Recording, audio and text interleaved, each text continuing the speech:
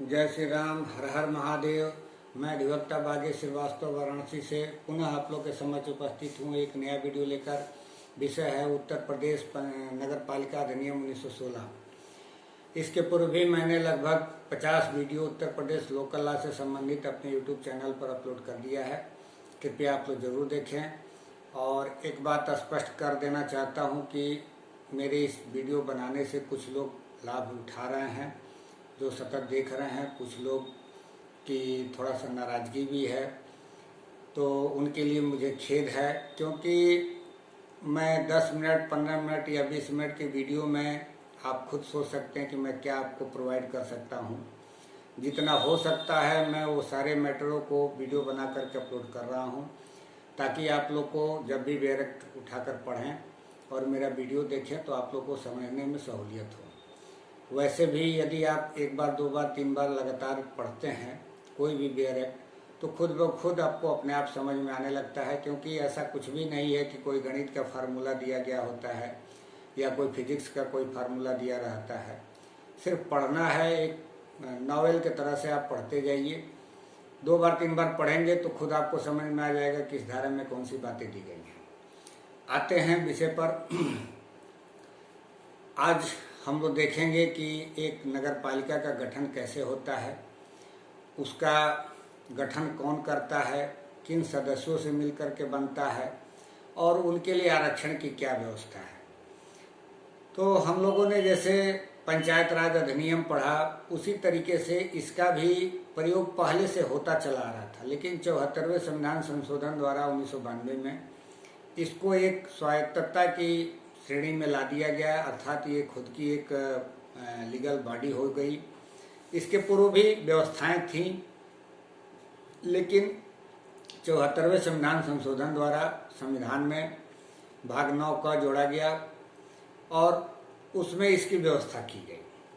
अब आते हैं, देखते हैं। तो हम लोग नगर पालिका अधिनियम और संविधान दोनों को एक साथ जब कंपेयर करके पढ़ेंगे तो बहुत कुछ बातें आपको अपने आप समझ में आने लगेंगी और इसमें भी आपको आसानी होगा। क्योंकि संविधान में बहुत छोटे जगह पे कुछ अनुच्छेदों में इसका वर्णन कर दिया गया है और यहाँ चूंकि बहुत ज़्यादा आपको धाराएं हैं, तो जो परीक्षा की दृष्टि से उपयोगी होगा उसी का मैं वीडियो बनाऊंगा।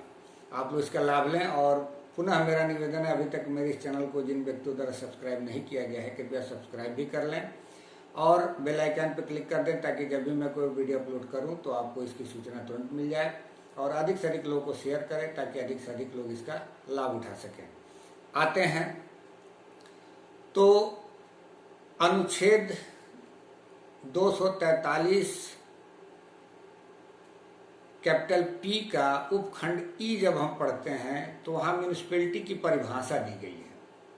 और वहाँ म्यूनिसिपैलिटी की परिभाषा कुछ नहीं है, सिर्फ ये कह देता है कि जो 243 कैपिटल क्यू में म्यूनिसिपैलिटी की व्यवस्था दी गई है वही ये अनुच्छेद 243 कैपिटल पी का उपखंड ई में व्यवस्था बताया गया है। यानी कि जो अनुच्छेद 243 कैपिटल क्यू में बातें कही गई हैं म्यूनिसिपैलिटी के बारे में, उसी से अभिप्रेत है कि म्यूनिसिपैलिटी क्या है।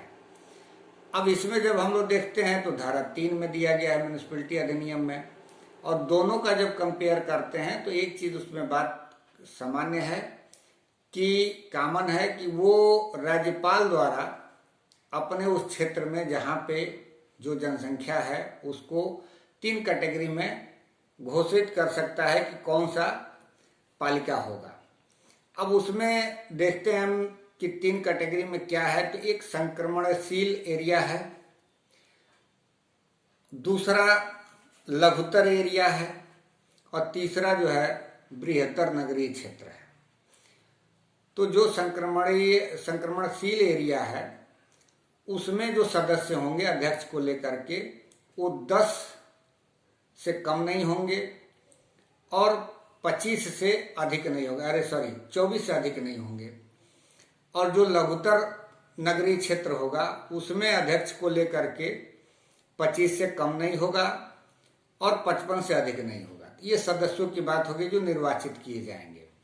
और इसमें कुछ पदेन भी होते हैं। तो पदेन के लिए जब हम देखते हैं तो उसमें पदेन में जो एरिया डिक्लेयर किया गया है राज्यपाल द्वारा, उस एरिया का जो लोकसभा का प्रतिनिधित्व करने वाला जो भी सांसद होगा, या विधानसभा का प्रतिनिधित्व करने वाला जो भी विधायक होगा, या राज्यसभा का प्रतिनिधित्व करने वाला राज्यसभा का कोई मेंबर होगा, या विधान परिषद यदि होगा उस राज्य में तो विधान परिषद का कोई मेंबर होगा, वो पदेन सदस्य हो जाएगा। अब इसके बाद से ये कह रहा है कि कुछ राज्य सरकार द्वारा नाम निर्दिष्ट भी किया जाएगा। किन व्यक्तियों को नामित किया जाएगा, तो दो बातें कह रहा है। एक ये कह रहा है कि धारा 9 का उपखंड डी जो है ये बताता है कि एक उपखंड डी कि नगर पंचायत की दशा में 2 से कम और 3 से अधिक नहीं होगी। एक ये बात कर रहा है। अब नगर पंचायत होगा कौन, तो ये जो संक्रमणशील एरिया जो है वो नगर पंचायत के रूप में होता है, और जो लघुतर एरिया होता है, लघुतर नगर पंचायत, उसको पंचायत नगर पालिका काउंसिल के रूप में जाना जाता है। तो जो नगर पालिका काउंसिल होता है उसमें नाम निर्दिष्ट किया जाएगा, 3 से कम नहीं होंगे और 5 से अधिक नहीं होंगे। मतलब 3 से 5 के बीच में राज्य सरकार द्वारा नाम निर्दिष्ट किए जाएंगे वो नगर पालिका परिषद के लिए। और जो नगर पंचायत होगा, नगर पंचायत की दशा में 2 से कम नहीं होगा और 3 से अधिक नहीं होगा, यानी कि 2 या 3 जो भी सुटेबल समझ में आए राज्य सरकार नामित कर सकती है। बाकी दोनों में पदेन जो वहां पे होंगे वो भी पदेन यहाँ पर भी होंगे। अब जब हम आरक्षण की बात करते हैं कि इनका सीटों का आरक्षण कैसे होगा, तो उसके लिए अनुच्छेद 243 कैपिटल टी वर्णन करता है, और यहाँ पर धारा 9 क में बात कही गई है। तो हम लोगों ने जब न्याय पंचायत पढ़ा था या ग्राम पंचायत जो भी पढ़ा था पंचायती राज अधिनियम के तहत, तो उसमें एक बात कही गई थी, सेम वही बात यहाँ भी कही गई है कि आरक्षण का जो क्राइटेरिया होगा वो उसी प्रकार होगा जिस प्रकार से उनके अनुपात में वो जाति होगी। यानी कि जो जाति होगी जिसकी जितनी उस अनुपात में उसका आरक्षण होगा।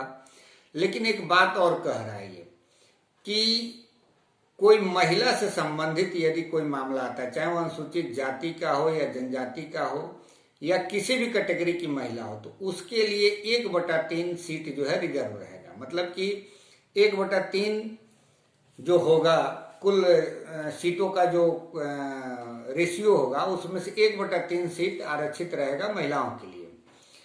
और यही बात हम लोगों ने वहां भी पढ़ा था। और ये जो अनुपात होगा बाकी के रेशियो में जनसंख्या के हिसाब से, और जो जिस जनसंख्या में आएगा उसके हिसाब से उतना अनुपात में ये होगा। तो इसमें और कुछ ज्यादा नहीं दिया गया है, बस इतना समझिए आप लोग कि जो संविधान के अनुच्छेद 243 कैपिटल पी जो है उसके उपखंड ई में जो नगर पालिका की बात कही गई है उसको क्यू में बताया गया है, कैपिटल क्यू में 243 कैपिटल क्यू में। और 243 कैपिटल क्यू को जब हम लोग देखते हैं तो उसमें 3 कैटेगरी बांटी गई है। एक संक्रमणशील एरिया बताया गया है जो कि लघुतर नगर पंचायत से छोटा होता है, यानी कि उसमें 3 लाख से जनसंख्या अधिक होगा लेकिन 5 लाख से कम होगा, तो उसके लिए ये संक्रमणशील एरिया होता है और उसको नगर पंचायत का नाम दिया जाता है। उसमें सदस्यों की संख्या जो होगी अध्यक्ष को लेकर के 10 से कम नहीं होगा किंतु 24 से भी अधिक नहीं होगा। बाकी जो पदेन होंगे वो होंगे ही होंगे, और जिसको नाम निर्दिष्ट करना होगा 2 से 3 के बीच में वो राज्य सरकार नाम निर्दिष्ट करेगी। इसके अलावा जो वार्ड कमेटी है उसका जो अध्यक्ष होगा वो भी इसका मेंबर होगा, ये भी ये बात कह रहा है। और नगर पालिका परिषद जो होगा वो महानगर पालिका और जो नगर पंचायत है उसके बीच का कैटेगरी है, यानी कि इसमें जो है जो नगर पालिका का गठन होता है, तो जो महानगर पालिका है, जो नगर पालिका कारपोरेशन जिसको बोलते हैं म्यूनिसिपलिटी कारपोरेशन, म्यूनिसिपल कारपोरेशन, तो उसके नीचे का रहेगा और नगर पंचायत के ऊपर का, यानी कि बीच का जो एरिया होता है उसको नगर पालिका परिषद के रूप में जाना जाता है। और उसमें कम से कम 25 मेंबर होंगे और अधिक से अधिक 55 मेंबर होंगे। और इसमें नाम निर्दिष्ट करने वाले जो बात आएगी राज्य सरकार द्वारा, वो कम से कम 3 होगा और अधिक से अधिक 5 मेंबर होंगे। बाकी के जो पदेन होंगे वो यथावत यहाँ भी होंगे, जैसे उस एरिया के राज्यसभा, लोकसभा या विधान परिषद या विधानसभा के जो मेंबर होंगे वो यहाँ भी पदेन होंगे। और आरक्षण की बात हम लोग देख ही लिए हैं, 9 में दिया गया, वहाँ 243 में दिया गया है। तो इस वीडियो को हम बहुत ज़्यादा बड़ा नहीं करते हुए यहीं समाप्त करते हैं। अगले वीडियो में चर्चा करूंगा अन्य विषयों पर। और एक चीज और यहाँ देखना है, राज्य सरकार के बजाय यहाँ राज्यपाल की बात कही गई है कि जो डिक्लेरेशन होता है वो राज्यपाल के द्वारा होता है। बाकी जगहों पर हम लोग देखते हैं कि राज्य सरकार द्वारा घोषणा किया जाता है, तो होता तो राज्यपाल के द्वारा ही, लेकिन जो प्री का क्वेश्चन बनता है उसमें ये बातें कहीं कहीं कंफ्यूज करती हैं कि किसके द्वारा नोटिफिकेशन होगा। तो यहाँ राज्यपाल के द्वारा होगा। हमें आशा है कि आप लोग को बातें जरूर समझ में आई होगी। धारा 3 पढ़ लीजिएगा, धारा 9 पढ़ लीजिएगा, धारा 9 का पढ़ लीजिएगा, और अनुच्छेद 243 कैपिटल P और कैपिटल Q पढ़ लीजिएगा और कैपिटल T पढ़ लीजिएगा। अगले वीडियो में पुनः हाजिर होऊंगा, तब तक के लिए इजाजत दीजिए। धन्यवाद।